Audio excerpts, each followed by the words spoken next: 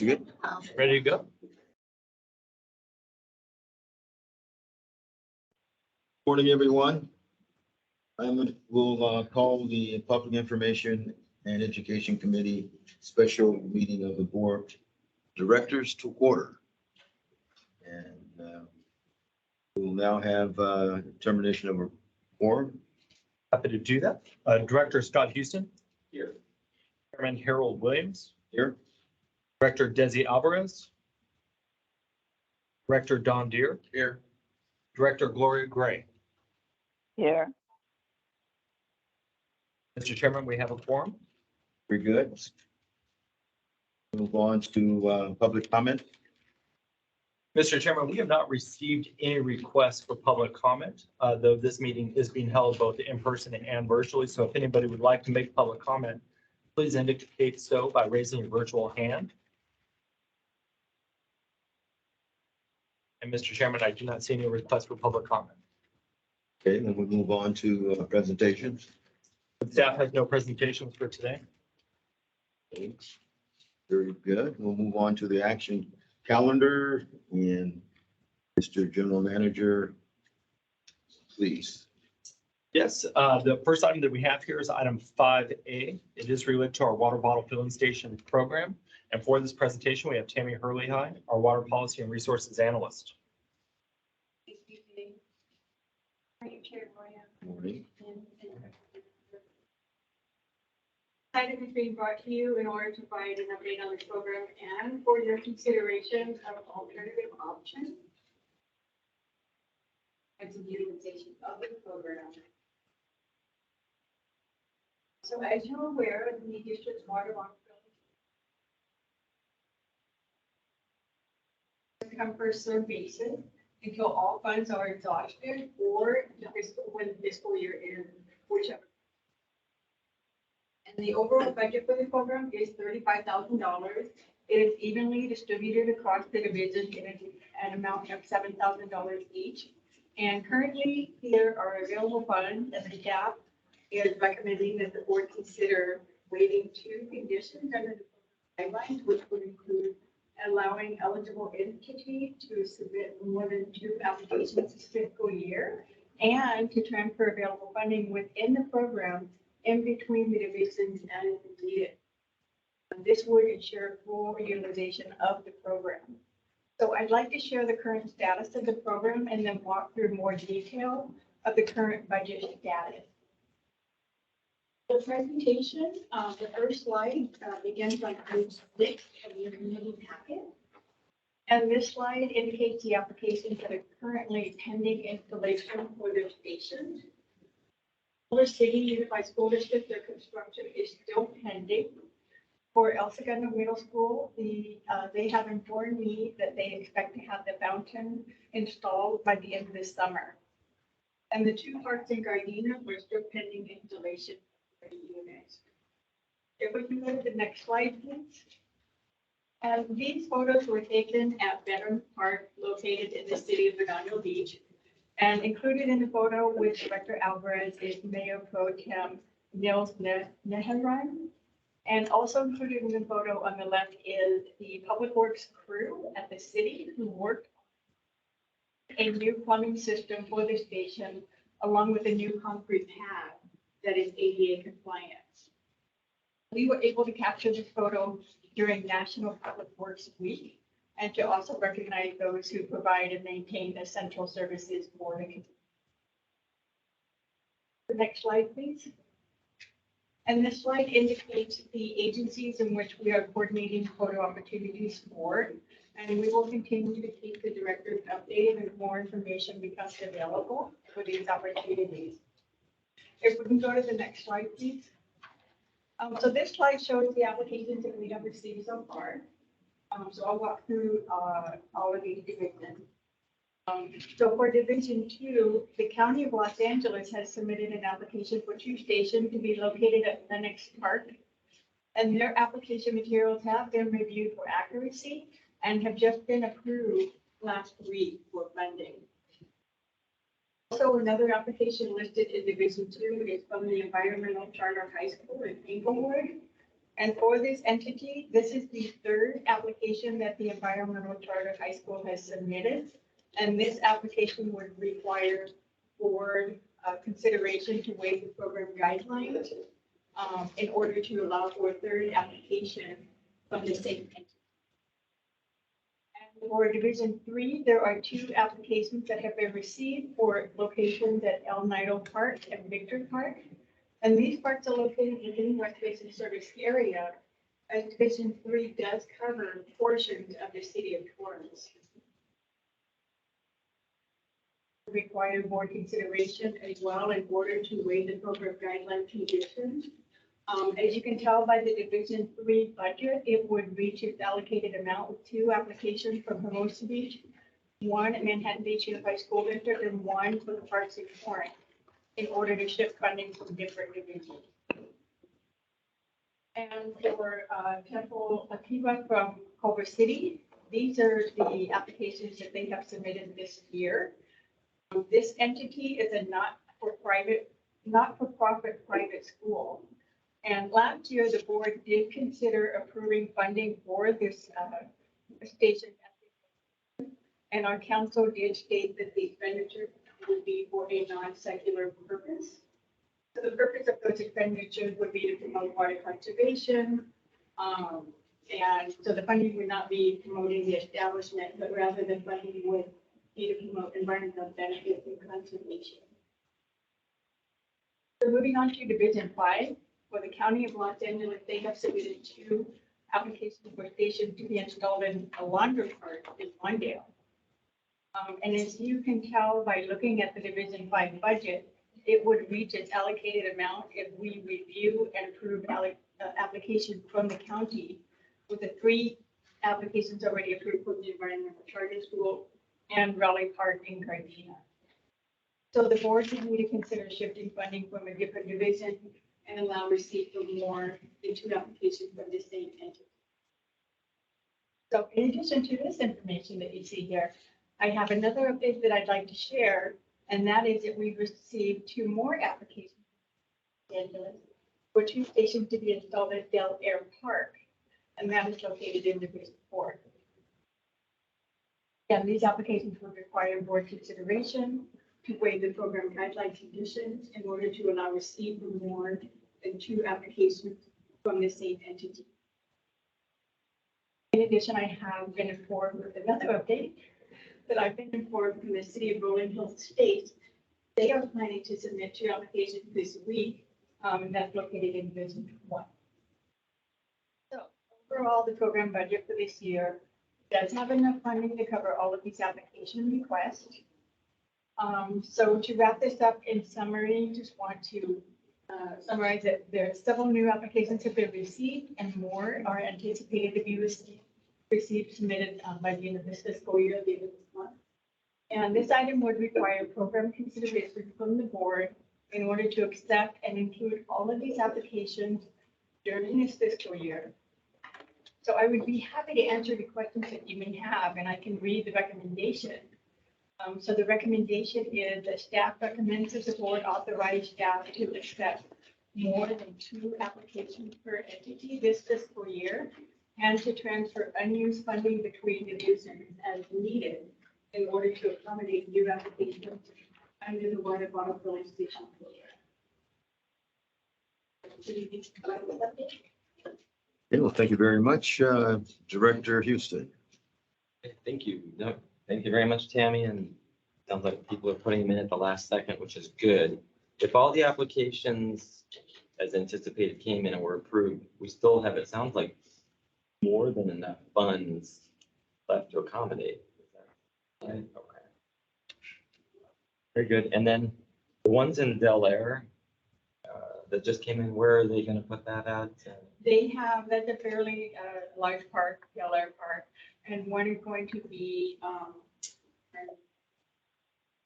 by the picnic area, and then the other is going to be by the play equipment and the gym workout. Both outdoors. And I fully support the staff recommendation on this one, and basically close out the fiscal year. So we don't have much time left, right? Couple of weeks. That's not a lot. But enough to do what we need to do, right? Okay. All right, well, would, Director Houston. So we'll With that, yeah. move it on to the board.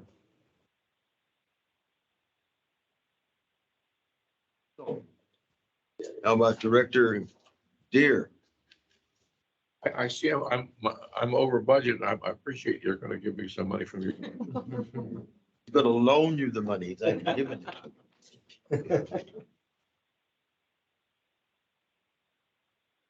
Online, Director Gray. No comment, but thank you for asking. Okay, then move on to the next item.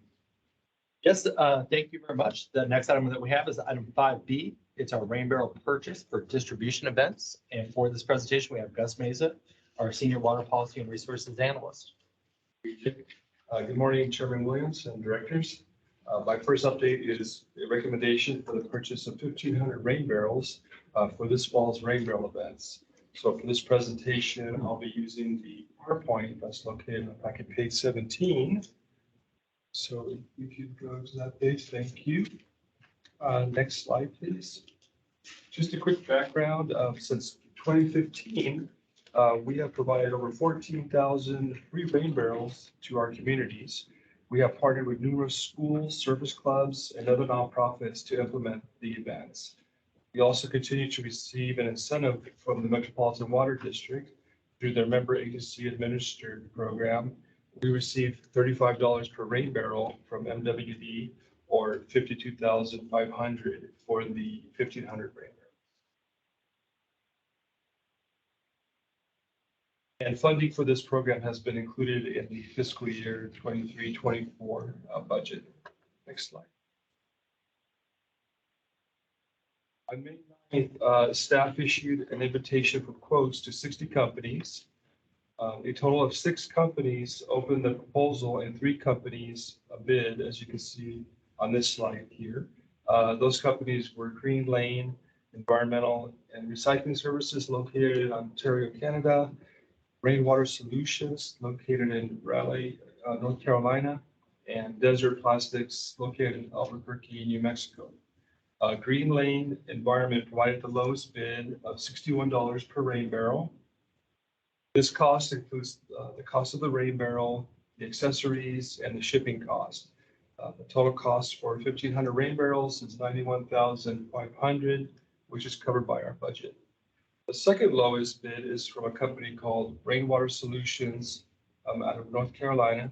They charge $85 per rain barrel, as you can see here, for a total cost of $127,500 or $36,000 more as compared to Green Lane. Green Lane Environmental, they provided the lowest bid to West Basin for the last several years. They provide very good customer service and very good rain barrel product. They obtain food grade barrels that once held fruit. They recycle, clean, and convert them into rain barrels. So these plastic rain barrels are being reused again. And they also warranty their product for 5 years. For these reasons, it is being recommended to select Green Lane Environment. Next slide, please. Show a few more benefits of West Basin's rain barrel program. Everyone in West Basin service area is eligible to qualify for a free rain barrel. Rain barrels conserve imported water by capturing and reusing rainwater. They reduce water runoff, and residents can also use the rain barrel to meet the watershed requirement of the grass replacement rebate program. As part of the grass replacement rebate program, there is a watershed element that residents have to meet by either putting a dry creek, river, which is pretty costly, or using a rain barrel. So the rain barrel actually helps them with our other program, the grass replacement rebate program. And, next slide, please. The recommendation is that the board authorize the acting general manager to enter into an agreement with Green Lane Environment and Recycling Services Incorporated for the purchase of 1,500 rain barrels, accessories, and shipping for an amount not to exceed $91,500. At this time, I can take any comments or questions you may have. All right, very good. Thank you, Gus. Questions?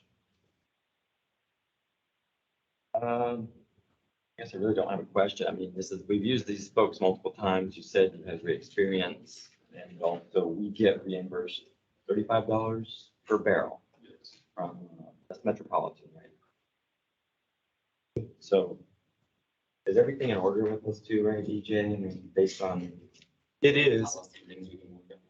It's worth noting that our legal counsel, Joe Byrne, is working on a Buy America policy. In the event, so we've adopted a resolution stating that that is our policy. As Gus mentioned, these rain barrels are not made in America. So though we don't have a policy as part of our administrative code, it's worth noting that this would violate that policy. Though my understanding was that the board stated that they could override that policy based off of the decision of the board. So the board is free to do as they choose. I'm okay to move forward with this, especially in the interest of time as well. And, that policy is still not completely finished. Director Deere. Director Gray. Yeah, I'm okay with moving forward. I do have a question, and maybe that's been answered, but I know there's quite a difference between the lowest bid and the next one, I believe. So is there any distinguishing comment that they made in their bid that would justify that kind of difference in cost? Well, I did speak with, hello, Dr. Gray, this is Gus. I did speak with Hi, that Gus. second, hello, I did speak with the second company there, and they do manufacture the rain barrels here in the US. They do use some recycled materials to make those. So they cost more to make here in the US compared to the company in Canada who gets these pretty cheap. I'm not sure how much they get these plastic barrels, and then they convert them into rain barrels. So I would think just the cost of manufacturing a new rain barrel here would cost more. So it costs more to manufacture them in the United States versus Canada. Is that the distinguishing difference? Yes, that's a big difference, Director Gray. Rainwater Solutions, they charge $74 for their rain barrel compared to Green Lane, who charges $44 for their rain barrel. Okay, all right. Well, you answered it. Thank you. Quick question. This is concerning the accessories. Where are they produced or made? Things that are coming from Green Lane, I'll have to research that, Dr. Williams, but yeah, I'll have to research where they get those accessories from. Yeah, That's a good Okay. question. they all could be buying their accessories from a company here in America. Something that staff will look into for you. Thank you, but we can move on with the issue. The time we get to the board meeting, we should have that. Thank you.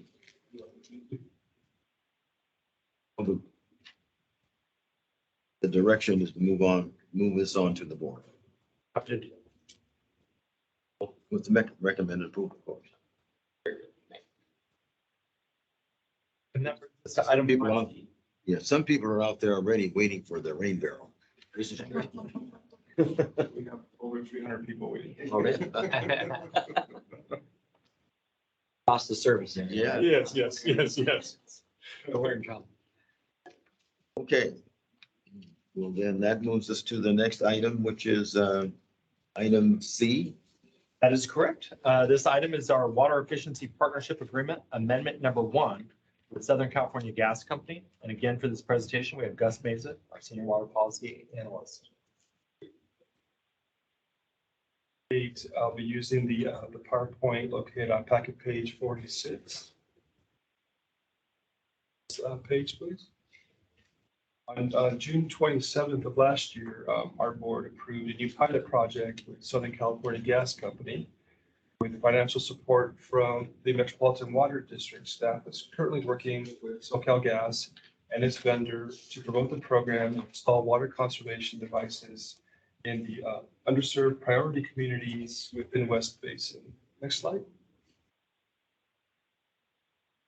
Here on packet page 48 are the results from phase 1 of the project. Our goal was to reach 100 single-family homes, which we met. We met that goal. We also learned that some homes already have high-efficiency devices. They may have a high-efficiency toilet already, but maybe they could use a smart irrigation controller outdoors. So as you can see here, we highlighted the total device goal for the different devices.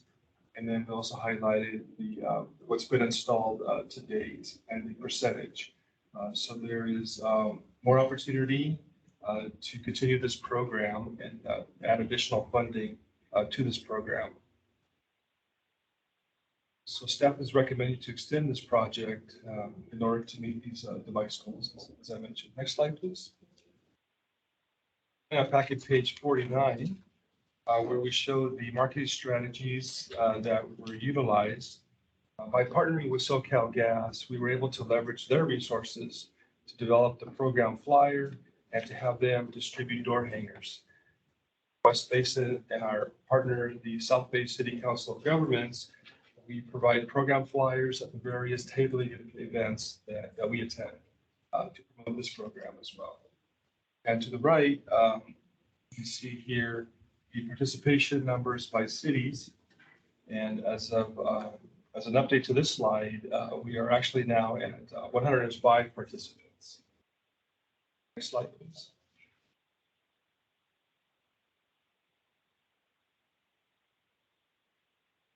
Here we list the program benefits. I won't read them all word for word, but as you can see, the program helps to meet our mission of increasing water reliability by reducing our water demand. It also provides residents in our communities with free water conservation devices that help them to conserve water and to help them lower their water bills as well. I have this one up here, but we were able to form a great partnership with SoCalGas staff through this project.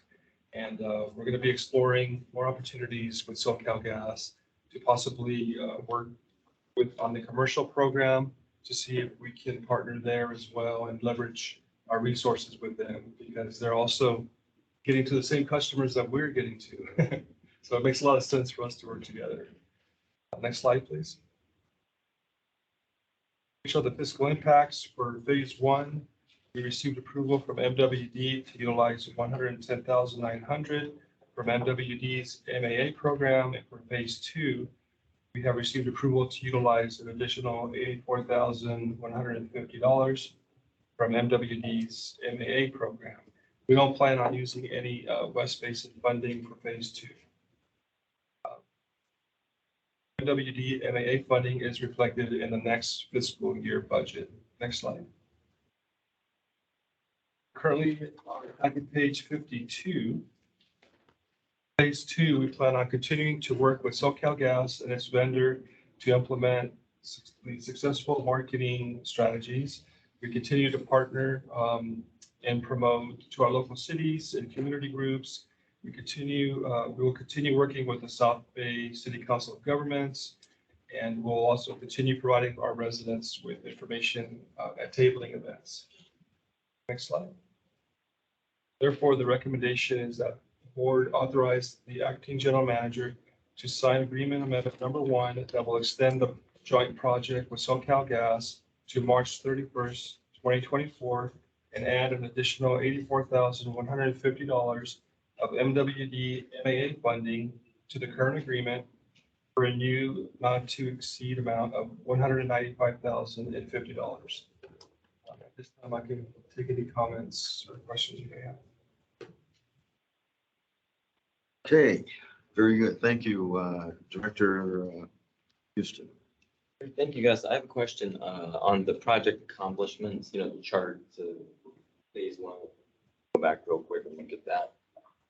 And then I see in your write-up, of the phase two, it says you'll focus on achieving the device goal on the table rather than households. So can you, and I totally get it, can you explain that to us though, what exactly that means? Originally, when through this pilot, our goal was to reach 100 single-family homes. And we wanted to see, you know, how many inefficient devices were still out there. We met that goal of 100, but we did find out through this pilot that some, you know, homes already have high efficiency toilets. So even though we met the 100 home goal, there's still opportunities for more devices to be installed. And so that's why we're focusing now on the number of devices and the funding that's tied to. Sense. And then I see on here, because for example, it looks like, so most people had the aerator in the kitchen. Everybody seemed to have that, it looks like from this chart, right? But not in the bathroom, for example. So as you just said, you could go in a house and they had some things, but not others. Now here's my other question, and I did see, I think it was on, the next slide was where the folks are coming from, the participants. And now I know these are in the underserved or priority communities, but but then when we look at the spread and you know, if we look at say Gardena versus Carson versus Lawndale, and I guess, how are you all targeting these? I mean, you're doing these through the what's that? The data on the Virus screen? yes, that's the one. What's it say? Is any? Virus screen? Yes, calendar, yes, that's the one. So I know it's very targeted. Yes. But can you just still explain, like, hypothetically, I mean, obviously Hawthorne's really big, let's say, bigger than Gardena, but more folks participating in Gardena than Hawthorne. I mean, how does this sort of work where you all are getting folks to actually participate? We work with SoCal Gas and their vendor GES, and they, GES, early on, they distributed a lot of door hangers in these cities here, all these cities. I also work very closely here with Melissa in our public information department to do a lot of the marketing as well. I don't know if you want to share, Melissa, some of that. Yeah. No, I think it all just depends, you know, there's more responsive areas. So you can see here, City of Carson, Gardena, you can see the numbers, they're just a bit more responsive to the efforts that we put forward and work with GES on. Like Gus mentioned, there were door hangers that were sent out at the beginning of the launch of this program. We also followed that up with some geo-targeted social media posts in both English and Spanish and targeted these areas as well. So it's all just dependent on you know, how responsive they are to these types of outreach. I am curious to see how we could target those folks in the areas that haven't been as responsive in this first phase for this phase two. So I know that we have a meeting scheduled with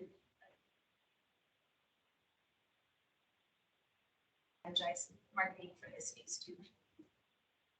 And this will be my last one is, I think you said here outreach to local cities and community groups. And so I suppose when we have a booth in certain areas, you all bring this up to people to come up to the booth. Yes.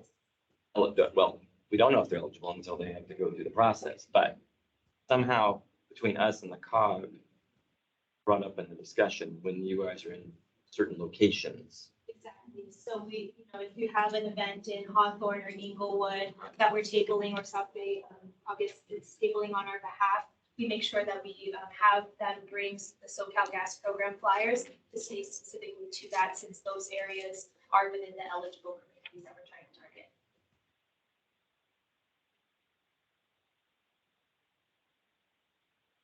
The other questions to the Director Deere? Director Gray?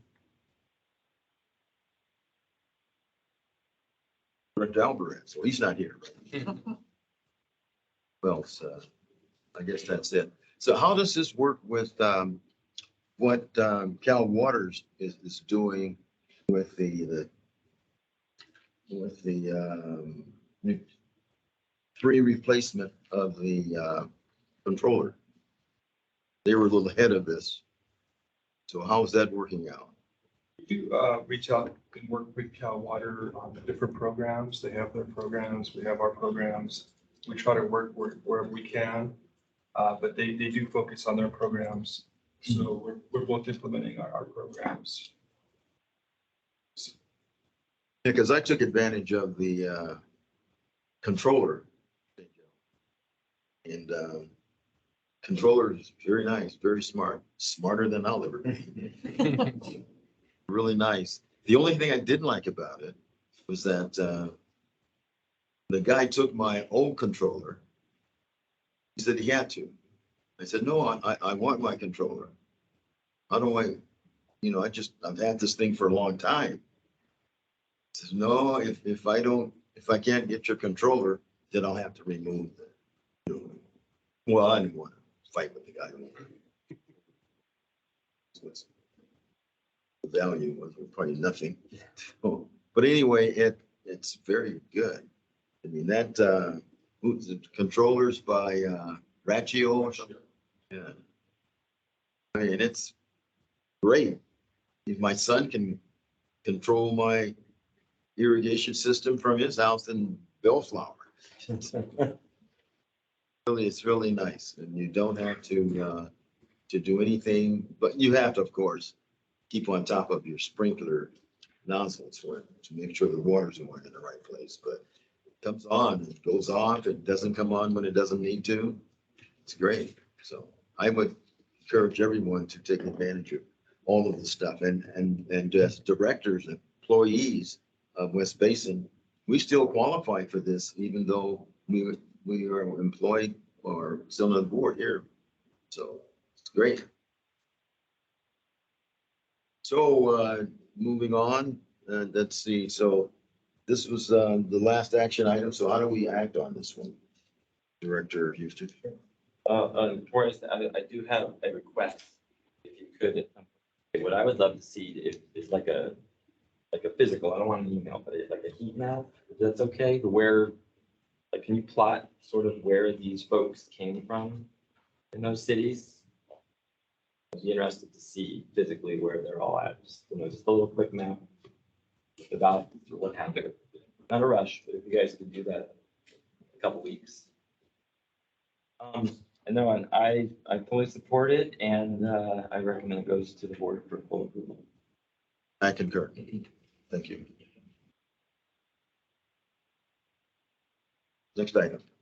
Yes, as you mentioned, that concludes our action calendar, but we do have 4 information items. So our first one is item 6A. It's our district event planning update for our 2023 water harvest. And for this presentation, we have Melissa Buendia. Thank you. Good morning, members of the committee and board. Like EJ mentioned, I'll be providing an update on the progress of specifically the procurement of an event production company for this year's Water Harvest Festival that's taking place on Saturday, October 14th. So I'll begin on packet page 54. A formal request for proposals was distributed through the district's network bid system on May 31st, 2023, and proposals were due on Wednesday, June 14th. However, after closing the solicitation, we only received 1 proposal. So that solicitation timeline is summarized on table 1 for your reference. In an effort to provide an opportunity for additional submissions to consider, staff has decided to move forward with reissuing the solicitation for a longer period of time in order to encourage additional submissions.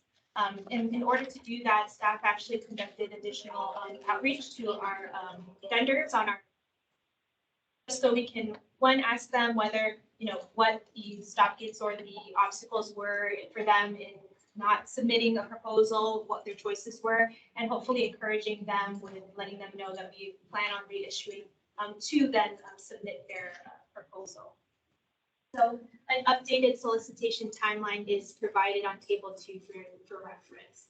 And the goal of this extended solicitation timeline is to, again, make sure that we're providing enough time for folks to submit quality proposals for us to consider, And the goal is to close out this solicitation on Tuesday, July 11th. Staff will then review and score the submissions with the intention to bring an action item through the PI committee cycle on Thursday, July 20th, which would then go to the regular board meeting for official approval on Monday, July 24th.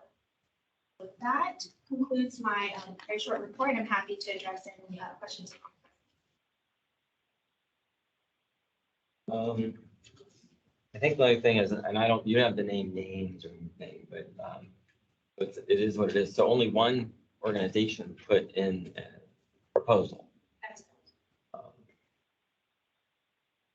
No, it'll be interesting to see why. I mean, I know that there are many things going on that folks probably want to put proposals in, and actually what I would want to hear if you learn any feedback that if we were more bureaucratic or what have you, then there are other options out there when these people are looking at events. I definitely would like to get that feedback once this second cycle is included, just to see, from folks that we ended up outreaching to this time around, if hopefully they end up submitting a proposal, but if not, I do plan on reaching out to them just to get that feedback so we can use that for the next go around for next year. What approximately the budget for this? The proposed budget for the event services is 90,000, which is the same amount that we allotted for this current fiscal year. All right, and then now this is just the whole planning, well, an update too. So besides that, so next month we hopefully will have, someone we're going to try and bring them on board and get moving, because then it's going to be so tight, right? So we're going to do this on October 14th, right? Okay. And maybe it's next month, but when will you all be talking to us about more details? Is it next month? Or? Yeah, I mean, we definitely will provide updates, whether through the committee cycle or if there are anything pressing that we would like to have the board's input on and feedback on. We definitely am happy to continue to work with the Office of the General Manager to get information to the board. The next major update that we would be providing is taking a look at the flyer for this year's event. So I'm not sure if that comes to the July cycle or to the August, which would be 2 months out from the event. I'll have to circle back on that, but we definitely have a number of things in progress right now and would definitely be keeping in contact with the office.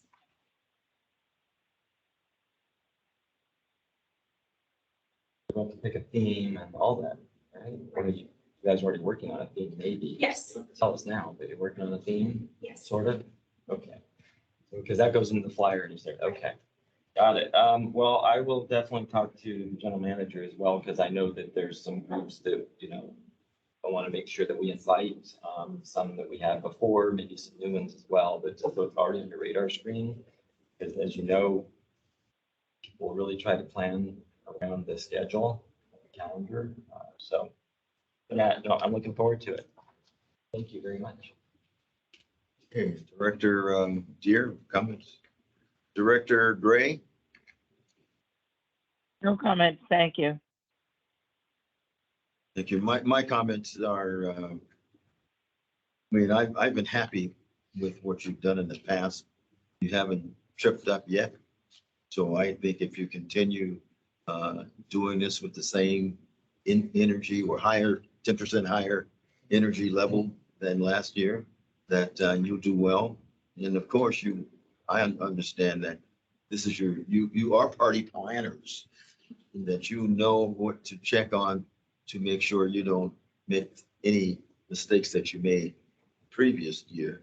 And you're talking to the folks out there who perhaps submitted a proposal last year and didn't make it, for whatever reason.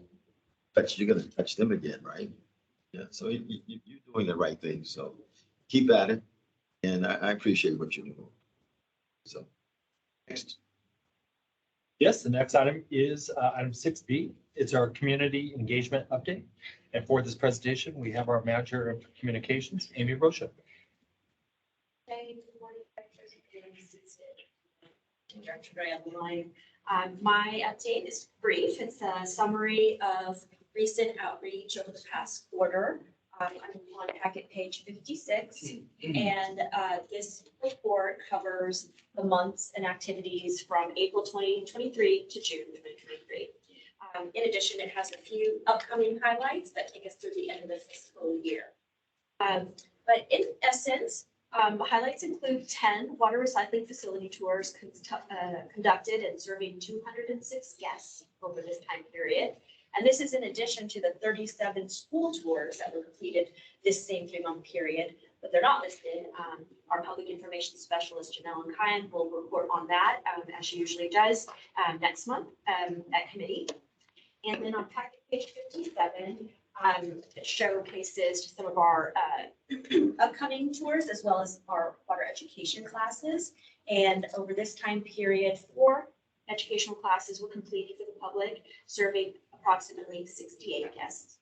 This includes a May 10th event where West Basin served as a venue in partnership with Cal Water, who was leading a webinar on civic leadership. And they were working with the Cal Cities African American Caucus, as well as the Latino Caucus and the Water Education for Latinos. So we were pleased to offer them a venue here in Carson. In addition, we had 3 Speakers Bureau presentations serving over 80 individuals. Please note that this does not include the staff support for the 4th presentation on June 15th, which we just recently had, and that was for an Israeli delegation in West Hollywood.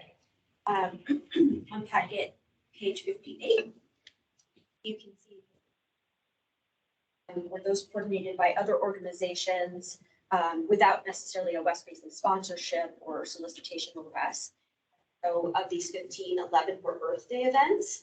And then just noting and a chance to recognize staff that, these 15 community events were on top of the staff support needed to prepare the outreach booths, create presenter talk points, PowerPoints, promotional items, advertisements as they related to board sponsorships, which we usually produced the next day on tight deadlines, and the 5 district sponsorship events that took place, 11 of which, or on top of that, 11 district sponsorships that took place during this quarter. So overall, as reported here, there's 39 community engagement events over this 3-year period. So that's about, so we had a heavy push. There was 39 events for 3 months. And then I did just want to note a few members, just because this is really it takes about half the staff of this district to really support these community events and be our ambassadors in the community and help participate. Department, Melissa, who works on PowerPoints, Daryl, who oversees all the scheduling and logistics and makes sure we're tracking things and keeping all the balls in the air. Janelle, who does, outreach tours for our groups. Paulina, our temporary staff member, who has been helping to fulfill promo items and gather the things that are being requested. And Michael, who does the designs for our collateral and print runs. Water policy has been very active. There's 4 staff members there. Matt, Jennifer, Gus, Tammy, all who staff our booths and help coordinate with South Bay Environmental Services when they're helping support. Jennifer, who conducts chats. Matt does presentations as well. And then, of course, our admin services department, Desiree, Haza, and Haya, and EJ. They are all things coordinating. EJ presents, delivers, does everything. And then, of course, our engineering department will lead tours if needed for the technical groups. Along with Camille Castillo and Joel Blair. Operations has 5 team members who supports our tours and education and booths. Jamie Burkhardt, Jamie Malpe, Nelson Rodriguez, Frank Hughes, and Mitchell Fairley. And then finance department also supports as well, attending booths and helping out volunteers. And so Joanna Garcia, Sandra Luis, Marianne Rexroad have all been super supportive of our efforts. So I did just want to take that moment to recognize everyone because it is very noteworthy considering how we appreciate your support. And then with that, I think that will just conclude my report. And if you have any questions, let me know. Otherwise, all the information is in the packet as printed, and we correspond with both the board services as well as admin services to provide regular updates. Thank you. Who leads the effort? Well, I'd say Daryl's been that point person for all things general public. I help work with Daryl. But the whole thing. Yeah, he oversees all of our public engagement right now, coordinating with everybody that we listed, so he's whether it's reactive, proactive, things that, the board opportunities that you find in working with your stakeholders, working with South Bay Environmental Services, finding things that, that come to us directly. And so I think Daryl's taken on that role over the past year or so and has really helped us to kind of streamline a lot of moving parts. Yeah, normally he'd use that, but his voice is a little hurt. Sure. No, thank you, Amy. And I'm just going to say that I think you guys are doing a great job, and I do understand that there's a lot of folks involved behind the scenes here, and I really appreciate it because, I try to, if I have something coming up that I get invited to or what have you, as quick as I can do it, I let staff know so you all are not burdened at the last minute. And even when something does come through last minute, you guys have come through. And by the way, I have some extra, the brochures from my last two that I'll probably be able to recycle for the next one. So I'll talk to EJ after this about it. But the other thing I want to mention is, and I've been as much as I could out in some of the locations. So I've seen our staff or the COG doing it, right? So if it was in, my area or down in, I went to Fiesta Hermosa and Tammy was there working that one, or I went up to Palos Verdes, or I was over in Gardena, wherever I was at. I mean, and I saw even at the Juneteenth event, how many people were signing up for our newsletter, how many people are really interested in programs. So I just want to acknowledge that to all of you. It is so good that we are present in the community and people come up and they want to talk to us. And so I think that that's great. I think I had one question, a comment. So a comment for me, and I told EJ, so the Aqua Region 8 is going to be held at our plant. I'm not going to be available that day to be there. But hopefully my other colleagues, if you're available to go to the Aqua Region 8 event on. I will be there. Good, on July 13th. Just know that I cannot physically be there, so hopefully other members will be there. And then the other thing is, and I saw the, our little education flyer, and I know it has a date for public tours. Does it only go out till about August, I think? Yeah, so our cycle is typically February, so after the New Year holidays until about, I think September is our last event, not the tour necessarily, but, and then we go into water harvest season with October. And then of course, after that, it's holiday season again in November, December. So that's kind of our public education season. Okay, cool. I just wanted to, so yeah, after that August date, there's no more, but we do have water harvest in October. And then we have, I can't remember what the thing is. Anyway, yeah. Know your H2O class. Oh, yeah, okay. And then the last thing, how many people usually are showing up to the tours at the plant Saturdays? We typically, for our public tours, we tend to reach maximum capacity in terms of our RSVPs. If we do have one tour, it's just typically Daryl on those Saturdays. A comfortable group is, I want to say. We try to maximize and limit it to 35. So everybody in the group can hear the tour guide, and for safety reasons along the tour route. This past Saturday, we had 25 people show up out of the 45 who had reserved.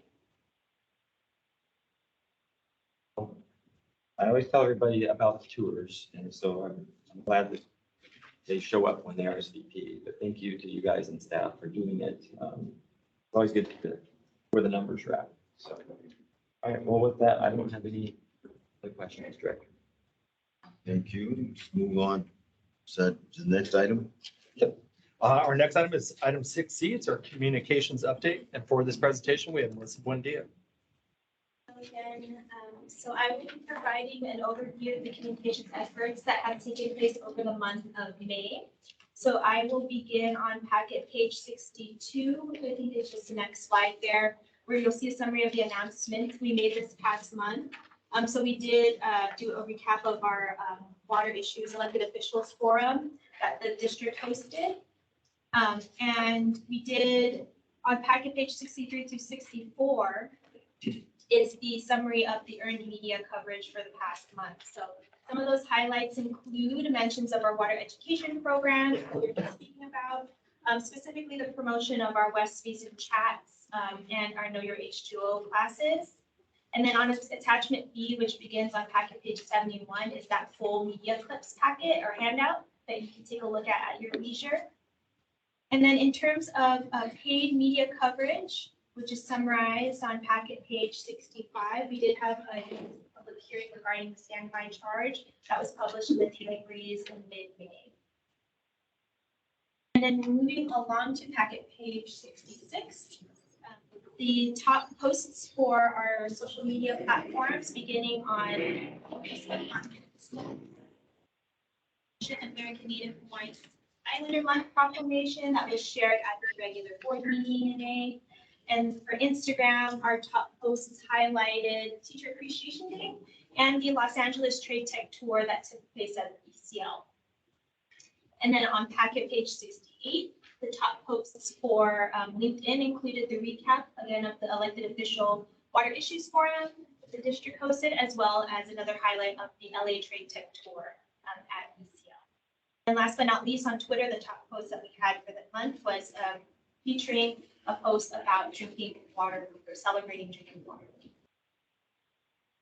And moving along to packet page 70, in terms of upcoming communication opportunities, we do have here listed as the Grass Replacement Plus program relaunch that is actually going to be taking place this week. And I will be getting into more details on that during the conservation programs update. I think is the next item on the agenda.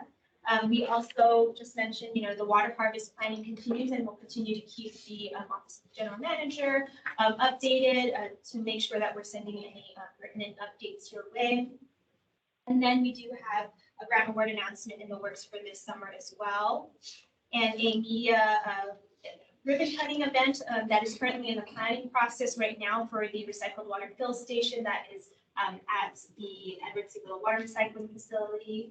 And then I know that we have here listed the Palliser-based lateral outreach, and I know that Amy does want to speak a little bit about that, so I'll pass it along to her.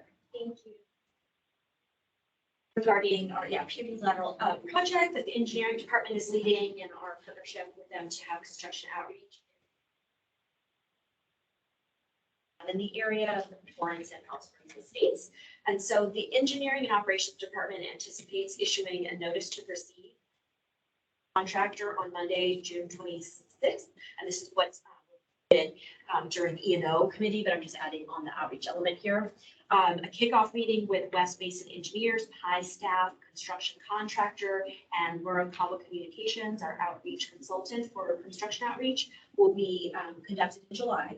And so for that planning process, during the first 2 weeks of July, West Basin's going to be working with our outreach team to move forward with canvassing. So checking in with the key stakeholders, starting with businesses along the pipeline alignment. And so this door-to-door, interpersonal outreach will hopefully give people the information that they have, and that first touch point, to the team. And in addition, we'll have a website page that has our project fact sheet, our contact information. So as things move along, they feel prepared to know what's happened and know how to stay in touch with us. We also have some community stakeholder presentation opportunities we've identified for certain affected schools and clubs that that utilize, whether it's Greenbelt and PBE or would be impacted along their route to school or work. And so we'll let the board know of these presentation opportunities and just to keep you informed if we're reaching out. And residents, property owners, managers, park trail users will also be engaged on a one-to-one basis through neighborhood canvassing and pop-up tents that we'll be having throughout the time period before. And then also I just want to acknowledge there's been talk about, potential more of a ceremonial groundbreaking event. This has been brought up by some of our partners. So at this point, we want to focus on making sure that those that impacted, hear from us first, even before seeing anything in the news, and feel like they've gotten that personal touch from us. And so we are considering it, but we don't have any immediate plans to do a public groundbreaking event at this time. But we do have plans to make sure we get, a photo and video, and we invite the funders who are really obligation to invite them in a timely manner for the ceremony. And then also to a current web page is in progress. That's actually most of the information right now. We're just waiting to fill in a few construction notices and whatnot. And we'll provide the board with that link as well. And just continue to provide regular updates throughout this process to be part. Back to Wilson. And that actually, I know that there's one item, last item here, in terms of upcoming opportunities. We will be taking a look at reviewing the and how it relates to our communications efforts and goals for this. It's something that we'll be working on as a team. I'm happy to take any questions or comments. Director Houston. Just a quick, two items. I think one was what you just mentioned, Amy. So at some point, I think I'd heard a little talk about this, of doing something when they get started on the PV lateral, or it doesn't have to be fancy and formal, but Yeah, more What like was a the ribbon thought? cutting, a Yeah. groundbreaking type of, groundbreaking, I think is more the element here. Or at some point, we'll figure it out. But yeah, I think we want to get the contractor on board, get a real sense of schedule, how far along we can reach out to the key stakeholders along the alignment in the area, and then decide at that point. So it's kind of up in the air. So if there's any time availability or anything you want us to consider, feel you'll, free. yeah, Yeah. you'll work with, excuse me, sorry, EJ and his office, and then, you know, Director Williams with this area. Of course, I'd like to be up there too, but every time I see anybody from that golf course, they're all excited, so. Forest, water, funding agencies, you know, that they would all be involved. Perfect. And then the other thing, and this actually goes to planning too, because I see you want to do recycled water fill station launch, which I think is great. I don't know where we're at in the process. Don't need to worry about that right now, but obviously we have to work on a schedule, whatever that is, because, you know, even August, I think, is going to be tight for some of us. So Yeah, and I'll just speak to that because I have been working with my team and Camille Castillo, who's been the project lead on that. So right now, at the soonest, you know, we have an end of July, you know, July 30th type of timeframe. I know they're waiting on some regulatory agency permitting approvals. So we'll kind of, we have a work back plan just based on like as soon as that. But so that at least we have our ducks in a row in terms of what we need to do. Right. But, you know, we would, what I envision right now, and if you have any feedback, I don't mind doing it. Phases, Okay. but having it be similar to a kind of ribbon cutting event, really, I mean, it's our facility, it's our part, there's not a partner necessarily. Yeah. So it'd really be a photo opportunity for the board, you know, to have it be also a photo release to media. And then on top of that, a media event in the sense that, you know, to the extent we can have people driving through and we talk about the logistics that we're working on, perhaps, you know, anybody that does choose to cover it, you know, can talk with you know, our users and why they're interested in why they're here, and we talk about the benefit. But yeah, that's pending media interest. Yeah. We can always obviously send press releases, you know, to announce it, but to get media on site, to have some visuals or reporting. I know it's busy, a lot of constrained journalists, but it does have a visual nice effect, especially in the peak summer time venues. So we'll see, but that's the general idea at this point, but open and, you know, we're very flexible at this point. Well, on that, I would just give feedback, because again, I don't know what my August schedule is like yet, just for me, but I think it would be really important, whatever date we settle on, that, yeah, of course, if we could get all 5 directors present, and yes, it's on our own facility, so that's pretty easy. You know, maybe even while we're doing something else, we could just make it happen over there, just to do the photos, if that's what the need is. But the other thing is, I think you're right, we should do some sort of a press release, of course, and let people know and see what kind of attention we can get, because I will tell you, ironically, at the Kiwanis Club in El Segundo, I was doing a presentation just the other day, that somebody did ask about, do we have this capability? And I said, oh, that is funny you say that, because we're working on it. So I do see there's going to be some interest and some demand from some of our customers. So it's good that when we get this ready, that we are able to tell people about it properly. So let's, I don't know, I think that we should work on starting to look at the calendar for a couple of these things, just so we know if directors are available or not in the next 2-3 months, just so you guys have an idea. Because summer's going on vacation, there's certain things happening, and you want to work to the best you can to get all 5 of us to be available.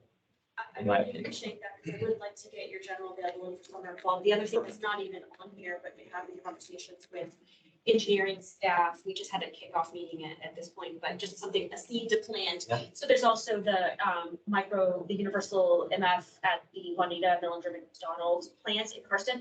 Now, that's a different type of event. Again, we're just kicking around ideas, certainly more internal. There's only one customer. It's more of an industry accomplishment in what they're doing with the engineering filtration system and the neatness of it. So that wouldn't necessarily be a media event per se, but certainly news that we would share with our industry and our colleagues.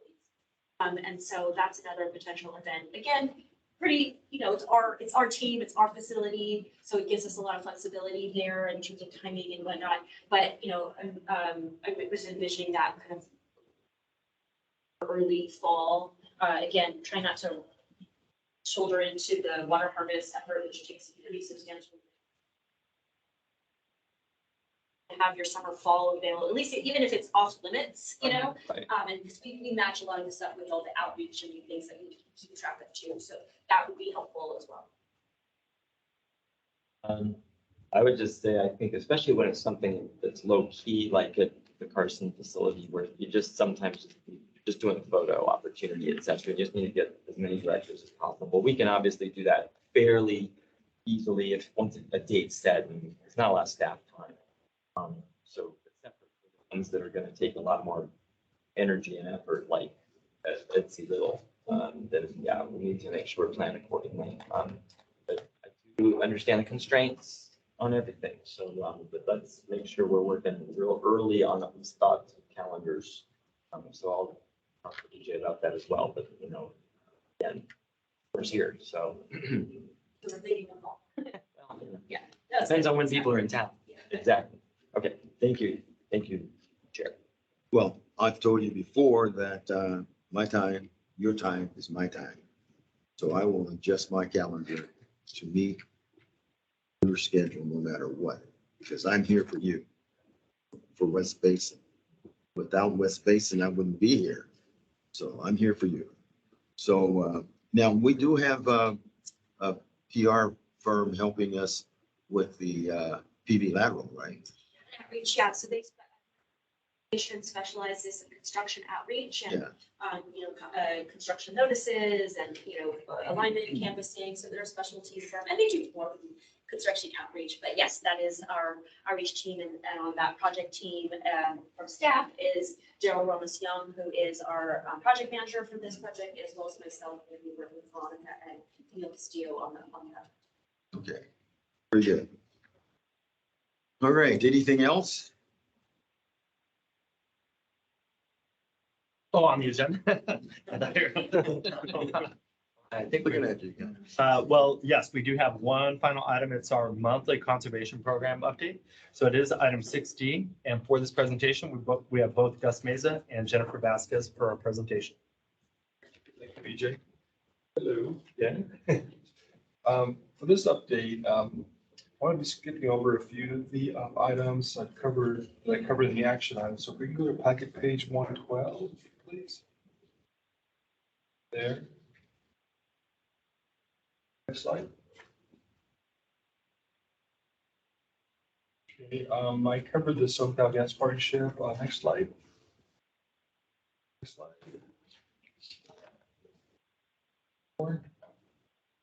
So for our rain barrel events for this fall, staff is currently coordinating with our board secretary to confirm the dates here with our director. So we're currently working on that. And our goal is to have these dates locked in by next month so we can begin developing the program flyer and other marketing materials. Next slide, please. This quick update here. This is the joint project. I'm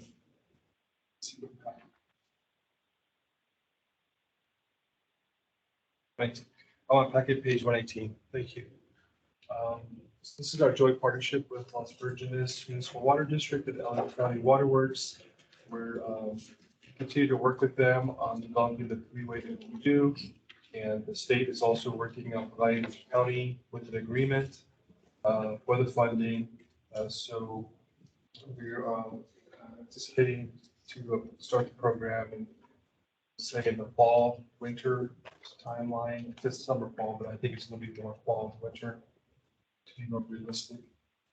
And on a different note, for our past project, our Malibu Smart, Panga Smart program that we completed, staff did submit a white paper to a conference that was accepted. So staff will be presenting in October at the Water Smart Innovations Conference in Nevada. This conference takes place every year. It's Water Smart Innovations. It's focused on water use efficiency, programs, policies, marketing. There's a lot of great sessions. So we'll stuff will be presenting there. So excited about that. A lot of professionals throughout the country attended, even international folks go to that conference as well. It's been taking place, I would say, for more than 10 years or so. It's a pretty long time. Well, not that long time, actually, compared to like WWA and some of the other conferences, but I report back on that, and that is my last update. I can go ahead and turn it over to Jennifer. If there are any questions, questions, Director Hughes?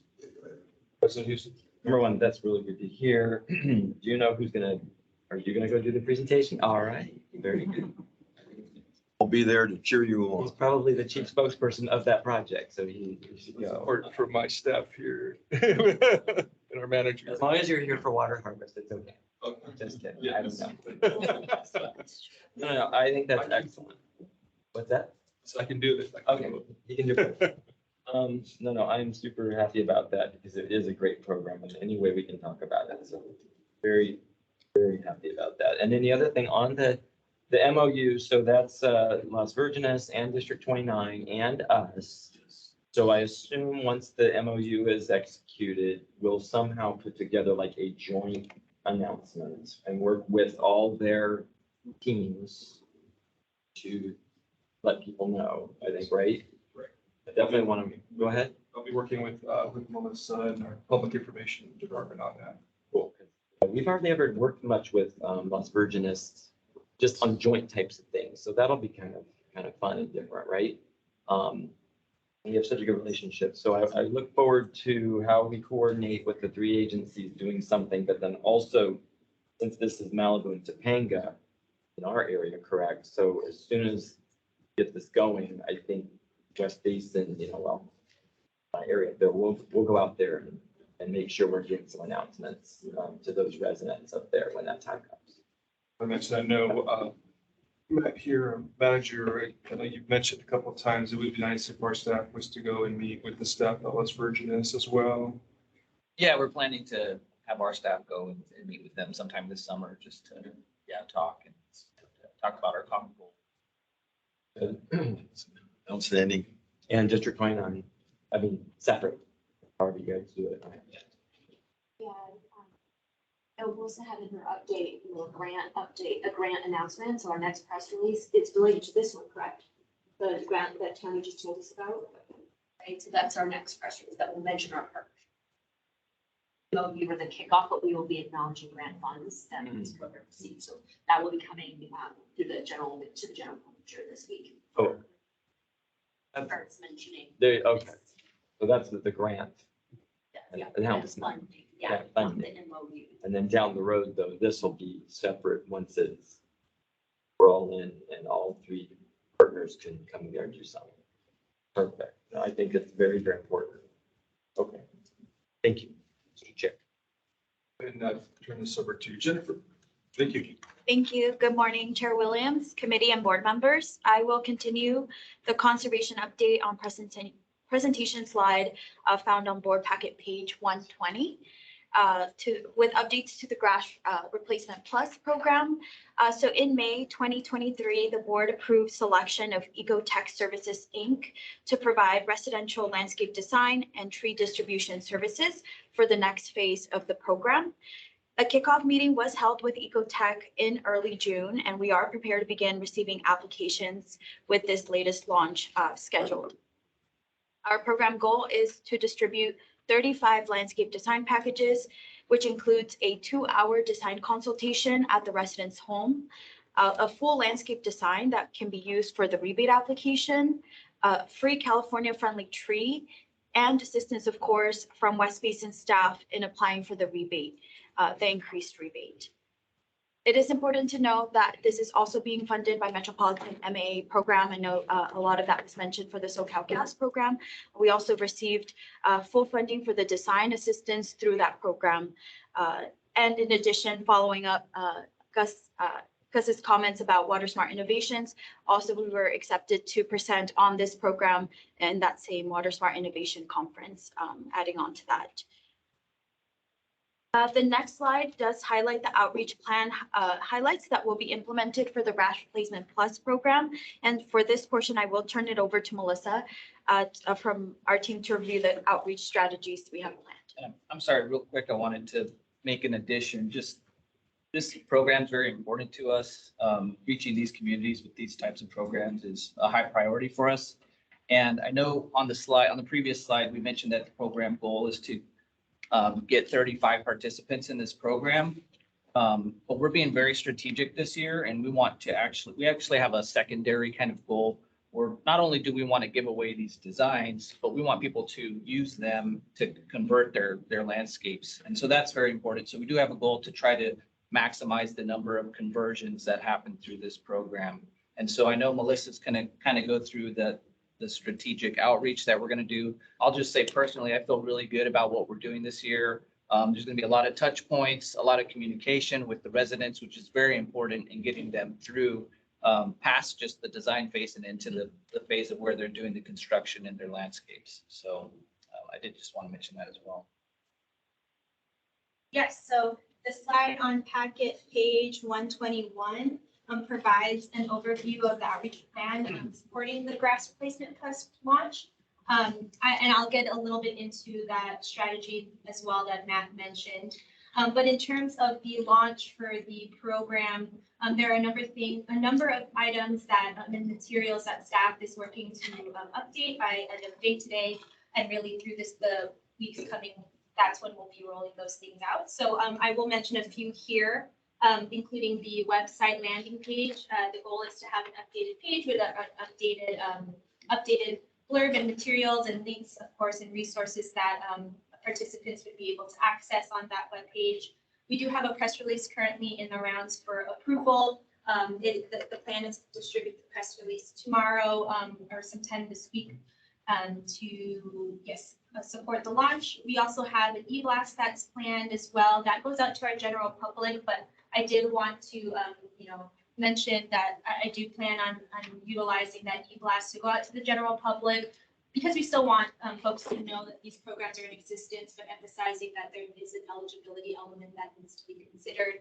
And I do plan on, partnering that e-blast with the SoCal Gas program as well, since we are targeting those same communities, priority communities in our service area.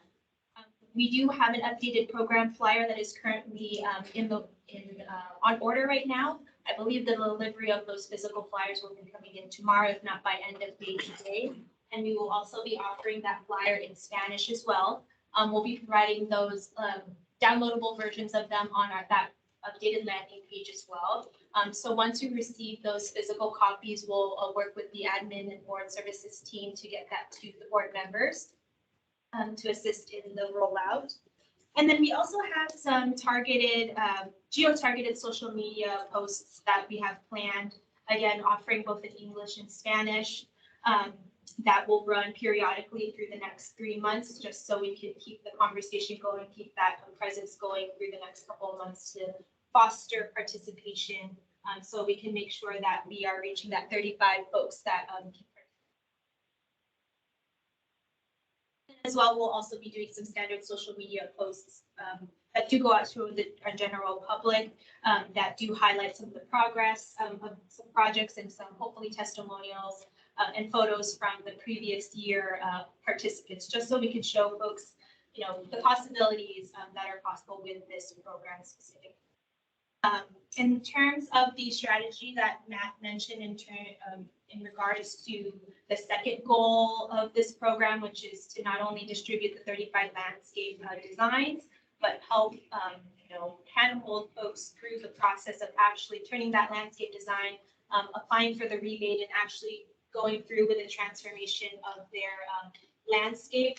We have a series of tailored outreach that reinforces the presence of Jennifer as the program manager, her availability as kind of you've been calling it like the concierge of this program, really emphasizing our availability to help them through this process. Through each of the steps of the program. So, going from receiving their landscape design, making sure that we're sending them, an email and offering a touch base point with Jennifer if needed to get them line for the rebate. And again, Jennifer mentioned that that's part of the resources that we provide, providing them with some assistance with getting their rebate application submitted and following those steps with, selecting their California friendly tree and then ultimately getting their tree approval to move forward with the construction or their transformation of their landscape. So there's some planned communications at each of those stages so that we can make sure that we are seeing our 35 participants through the whole of making sure we're maximizing that, essentially that number of transformations that we see at the end of the day, which, with that, I will turn it back over to Jennifer, but also happy to take any questions.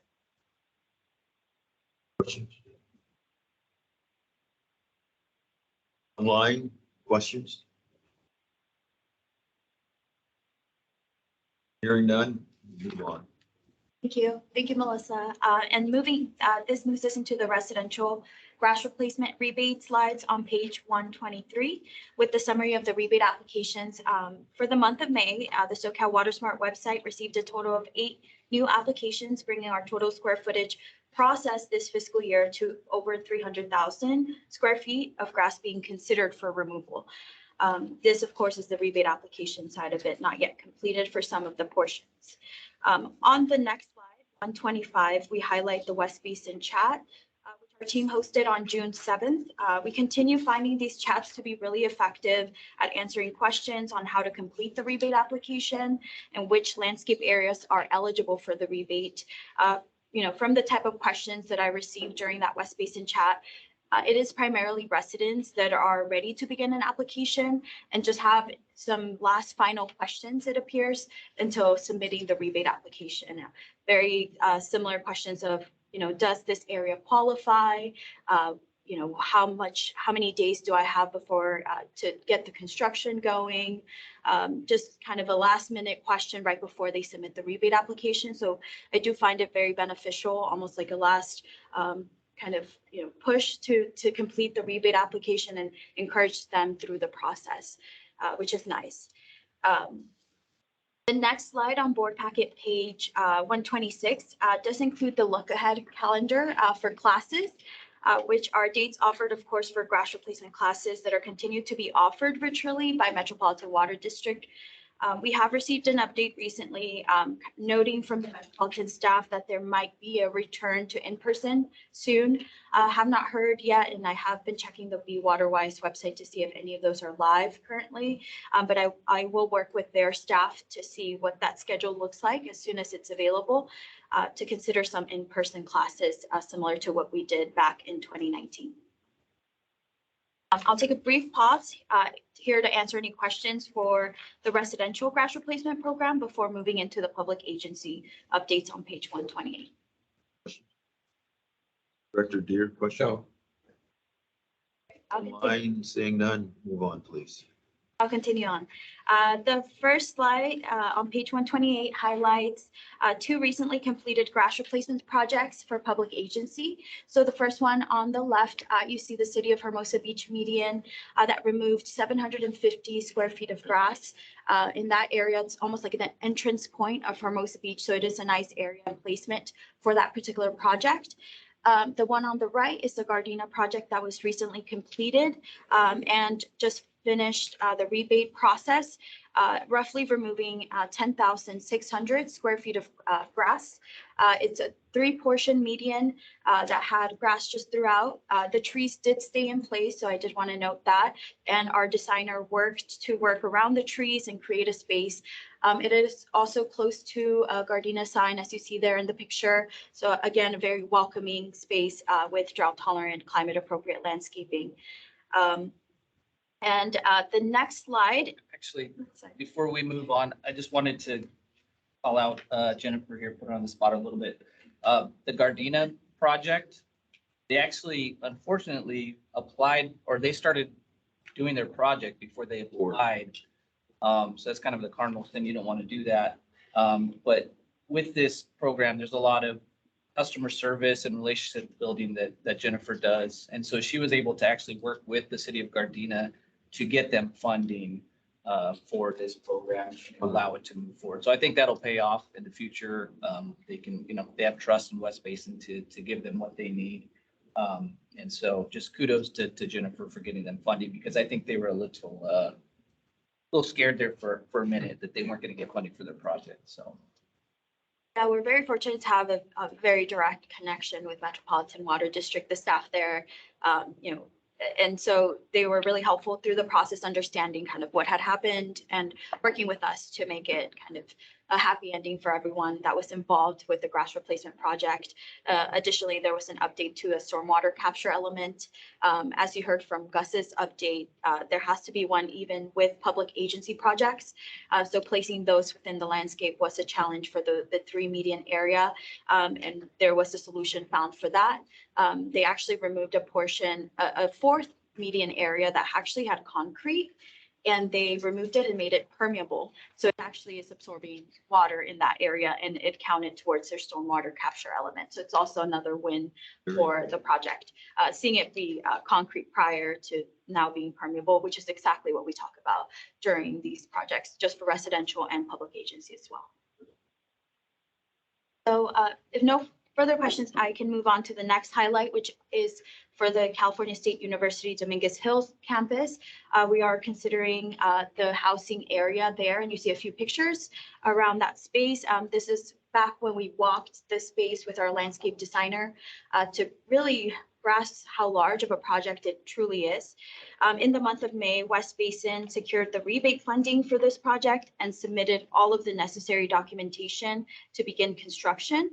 And so I mentioned the square footage before. It is a total of 164,000 square feet surrounding that area. So we do anticipate the construction phase to take quite some time, but we are working again, of course, with their staff to make sure that we provide anything that they might need during that process, since they are now approved for construction. The latest update that I recall is that they were going through an RFP process, and so just checking in to see if there's anything they need on our end to guide them through the actual construction phase. And moving just some additional updates for public agency. Staff did connect with Manhattan Beach Unified School District. As was mentioned last month, we did conduct the landscape design consultation with Meadows Elementary School staff in the month of May.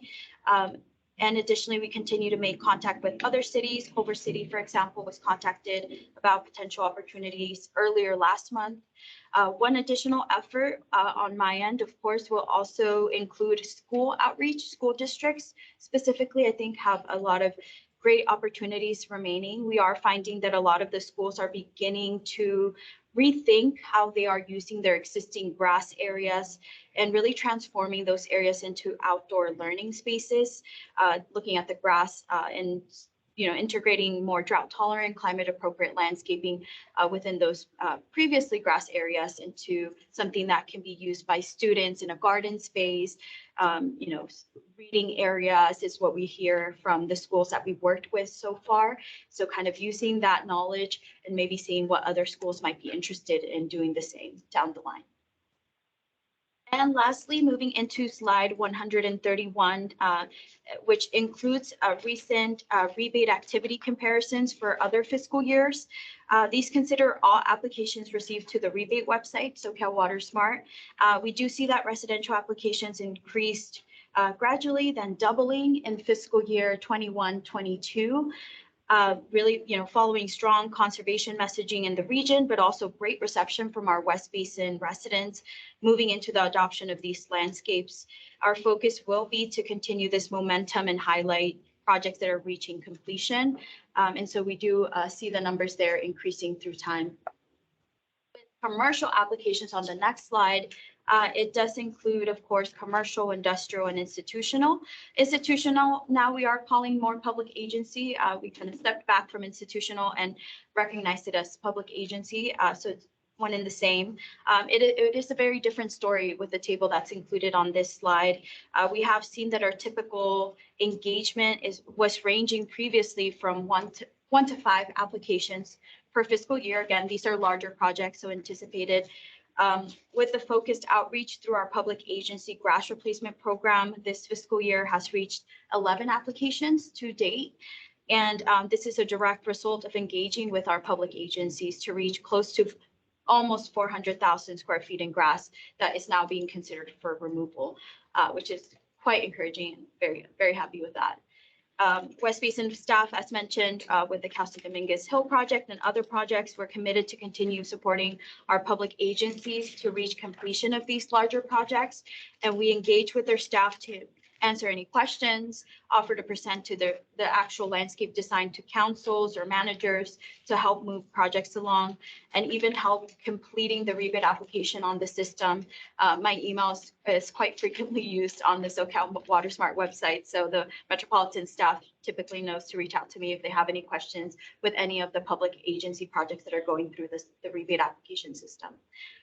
That is the last of my updates. I'm happy to address any questions you may have. Thank you. Very good. Questions?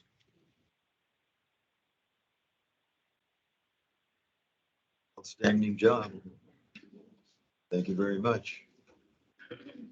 I think it's very important that when we're out there in the public, that we must always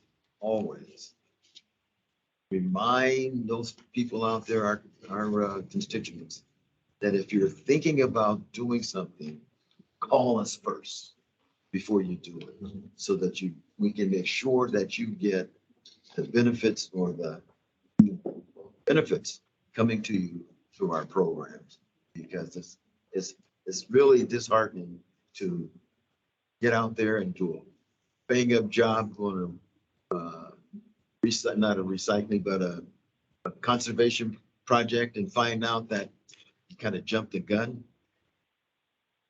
It's terrible. We want to make sure we get that message. It's a small message, very important. Okay, thank you. Director Deere. Well, I was at the Lawndale Mayor's breakfast a week or so ago, and was approached by one of the nonprofit organizations that were interested in our rebate program for the grass. And I didn't have a business card on me, unfortunately, but instead I did refer them to our website, which I hope was the right thing to do. And hopefully they made contact. I don't know. Not quite yet, but definitely my emails scattered throughout our grass replacement pages. So it's not hard to find. Somebody actually mentioned that, they can see the video for the West Basin chat. We have a recording of that.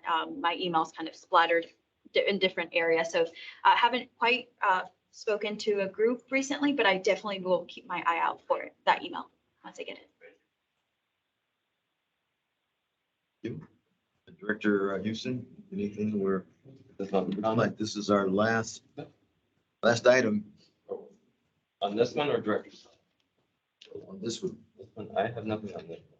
Okay. Anyone else? Director Gray, she's with us. I'm still here. Staff has given very thorough reports and I've heard the comments, so I'm good. Thank you. Very good. All right, then this takes us to closed session. We have no closed session items today. Okay, then seeing none in there. So we'll go on to item 8, director's comments on agenda items, future agenda items. I just want to say again, thank you, staff. I mean, all the work you're doing, a lot. Appreciate it. And then also, I just wanted to mention too, we were at the Juneteenth event yesterday in El Segundo, and I know that the agency was closed, a number of organizations were closed, so thank you to everyone who volunteered some time to be there. It was really well and successful. The other thing is for what it's worth, the organization really promoted that immensely. Our logo and the fact that we were a partner was out there all over the place, including on some yard signs and banners that they created, et cetera. So the sponsorships I do think are really important. Not only do we have a physical presence, but also we're getting West Basin name out into the communities we serve. So I was really, really happy to see what they did, but also what you all did. So thank you very much. Very good. Next. Hi, Director Gray. I want to thank staff for their reports this morning. They're always very thorough. Yesterday was Juneteenth, and was sorry I couldn't attend. I believe Director Heath talked about the event yesterday in El Segundo, but I'm very happy that we were a sponsor to that event. And so again, thank you to staff this morning for their report. Thank you. Anybody else? That's it. Eighth, very, very, very, very important. It means a lot. I mean, without going deeper into this, it has so much meaning. It's more than just another holiday. And I'm from LA. I'm an LA guy. And I remember back in the day when we rode our bicycles everywhere. That was before the fancy ones, multiple speeds and all that. No, just one speed. And driving through El Segundo and Inglewood and other places, and my favorite place that I wanted to live in was Ladera Heights. Different. Tell you stories about it, but I won't. But I really was pleased with what I saw in El Segundo. I mean, we had our booth. It was well attended. This guy did a tremendous job. I mean, I don't know. I thought he was the mayor. It was tremendous. I mean, you're talking about I was just blown away by what I saw. Because like I said, I've been around these communities a long time as an LA guy. And we couldn't afford vehicles for a long time. My parents couldn't. So we rode bicycles everywhere. And so we know about these communities. And I was blown away. Mayberry, I don't know what you know about what that term conjures up when you hear it to you, but to me, I didn't really get the full understanding what Mayberry meant until I was the public works director for 5 years in Hermosa Beach. And, Mayberry, it's, if you weren't certain people, you weren't beach people, Mayberry part of Hermosa Beach was not open to you.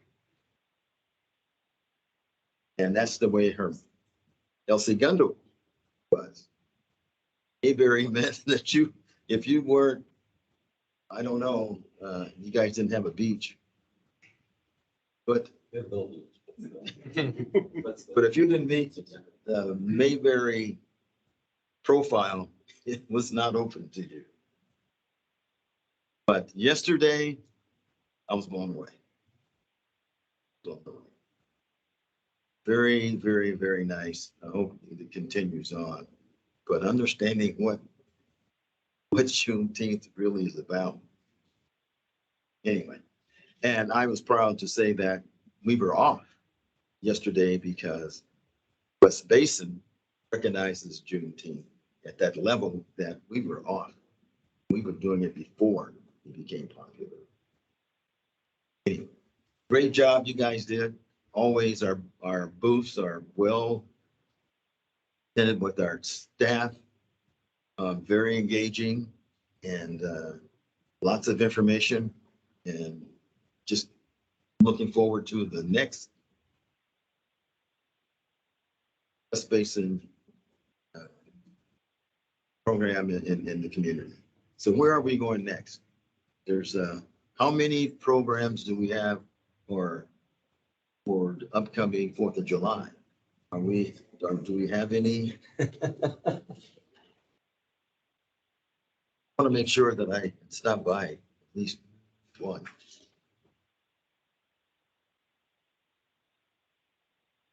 This is a community outreach event sponsored by the board.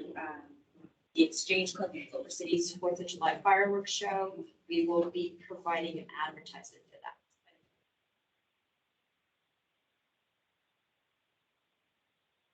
That's it right now. A lot of ways to participate in our community, and I'm sure we'll naturally all be out there, but maybe on our individual selves too. Very good. Well, thank you again, and keep up the good work. That's it. We're done. Well, thank you very much, Mr. Chairman.